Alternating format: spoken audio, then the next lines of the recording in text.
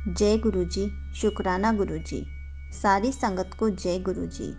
आज मैं आप सबको बताऊंगी गुरुजी हमारे कष्ट कैसे टालते हैं। गुरुजी हमारे ऊपर से अपने ऊपर कष्ट कैसे ले लेते हैं।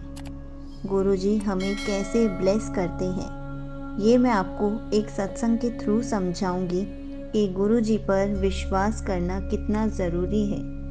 गुरुजी हमारी बीमारी ही दूर कर देते हैं।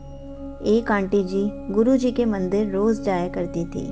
तो एक बार जब वो बहुत अच्छे से दर्शन करके लंगर प्रसाद के लिए गई तो उनको समोसा प्रसाद और चाय प्रसाद दिया।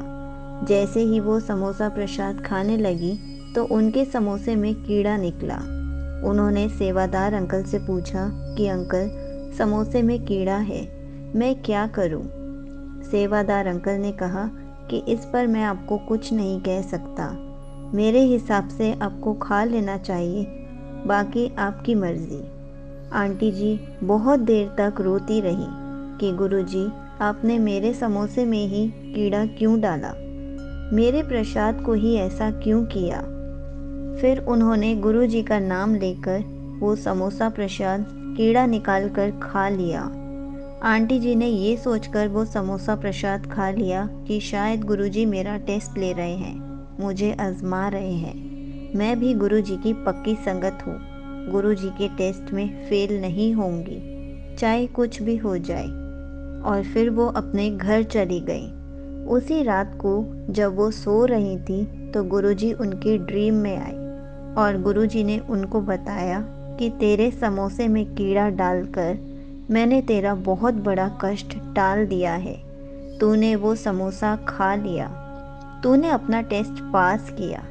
अब मैंने तेरे ऊपर से एक कष्ट काट दिया है, तेरी एक बीमारी को हमेशा के लिए दूर कर दिया है। अब तुझे कोई रोग नहीं है। वो संगत जी बहुत खुश हुई। आंटी जी जब सुबह उठी तो वो सबसे पहले डॉक्टर के पास गई। उन्होंने अपने सारे टेस्ट करवाए। उनको जो भी प्रॉब्लम थी वो बिल्कुल भी नहीं आई। डॉक्टर हैरान हो गए कि आपकी रिपोर्ट में तो बीमारी ही नहीं है। संगत जी ने गुरुजी का बहुत शुक्राना किया। संगत जी उसी दिन बड़े मंदिर जाकर गुरुजी का शुक्राना करके आई और बहुत खुश हुई कि उनको जो भी प्रॉब्लम थी गुरुजी ने जड़ से ख़त्म कर दी। ऐसे ही एक अंकल जी ने मुझे कमेंट में भी लिखा, अपना छोटा सा सत्संग शेयर किया। उन्होंने गुरुजी को भोग में चाय ढक कर रखी थी, लेकिन जैसे ही चाय प्रसाद खुद पीने के लिए लिया तो जैसे ही उसको ढक्कन हटा कर देखा उसमें मक्खी थी। अब वो सोचने लग गए कि मैंने तो ढक कर रखी थी और इसमें मक्खी कहाँ से आ गई। संगत जी ने गुरुजी का प्रसाद समझकर मक्खी निकाल कर चाय पी ली कि ये गुरुजी का ब्लेस्ड प्रसाद है, मैं ये कैसे फेंक सकता हूँ।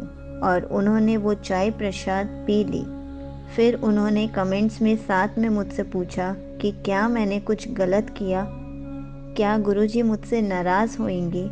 तो मैंने उनको बताया कि नहीं, गुरुजी हमारा टेस्ट लेते हैं। हम गुरुजी के प्रसाद को फेंकते हैं या फिर पी लेते हैं। संगत जी गुरुजी हमें नींबू की तरह निचोड़ देते हैं। तभी गुरुजी हमेशा कहा करते थे, सिर्फ 1% संगत ही मेरे टेस्ट में पास हो पाती है, 99% संगत फेल हो जाती है।